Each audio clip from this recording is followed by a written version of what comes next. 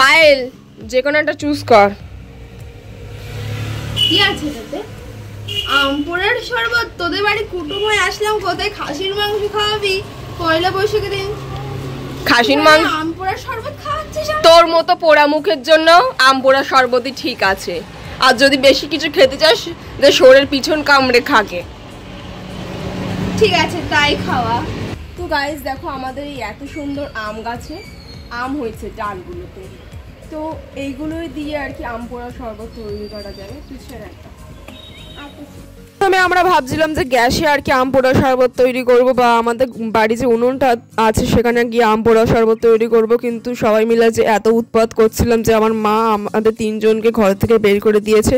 তাই দিদা একটা উনুন করে দিয়েছিল, সেই উনুনে আর কি আমরা আম পোড়া শরবত তৈরি করব। এবং এই যে শিকগুলো তোমরা দেখতে পাচ্ছ, এই শিকগুলো হচ্ছে কিনা আমাদের আগের যে বাড়ি রড ছিল সেই শিক, ট্যাগর শিক। প্রথমে তো জাল ধরতেই চাইছিল না, তারপরে অনেক কষ্ট করে জাল ধরলো এবং যে পাটকাঠিগুলো সেগুলো আমরা রান্নাঘর থেকে চুরি করে এনেছি, কারণ কাঠ দিয়ে আর কি জ্বালানো যাচ্ছিলই না। আর বারবার হাওয়া আসছিল আর লিভে যাচ্ছিল, তারপরে যে আমগুলো আমরা কুড়িয়ে পেয়েছিলাম সেইগুলো আর কি দেওয়ার পালা, কিন্তু এত গরম হয়ে গিয়েছিল উনুন এবং সে চোখ জ্বালা করছিল, মানে সেই বিশাল একটা চোখ জ্বালা করছিল, সে আর কি বলবো।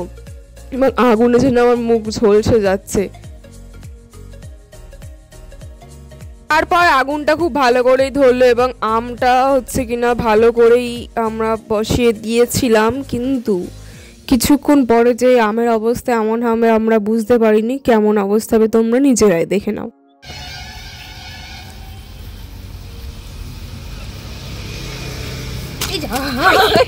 সব পুড়ে গেল রে, সব পড়ে গেছে।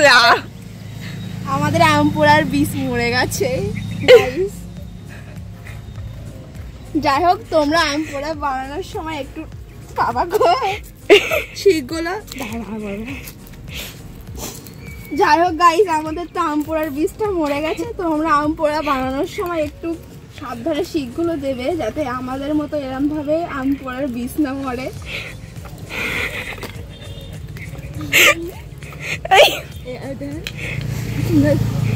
মরবে না আম পোড়াটা এমন মরেছে যে বীজ তোলা যাচ্ছে না।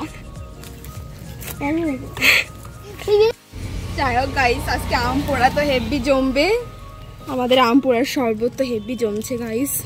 চলো যাই হোক আম পোড়ার শরবত খাওয়াতে তাড়াতাড়ি করে যাওয়া যাক আম পোড়ার শরবত খাওয়া। তো গাইস দেখো আম পোড়াতে পারলাম না, অথচ তার আগে ওদের দুজনের কামড় মারা হয়ে গেছে। তো যাই হোক,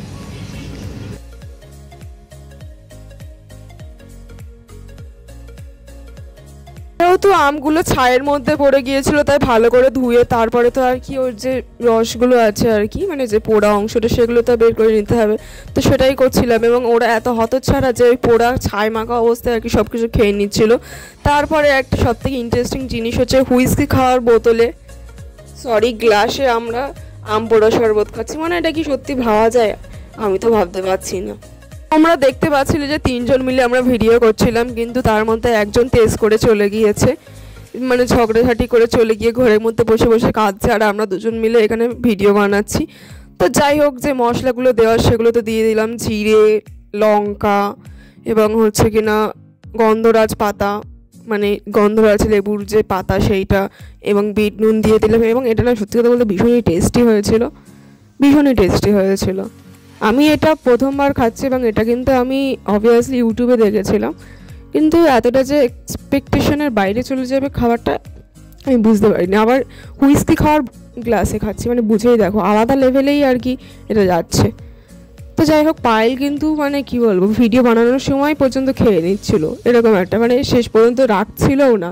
তোমরা যদি খেয়াল করো পায়েল যে গ্লাসটা নেমে পড়ে তার মধ্যে কিন্তু অর্ধেক শেষ,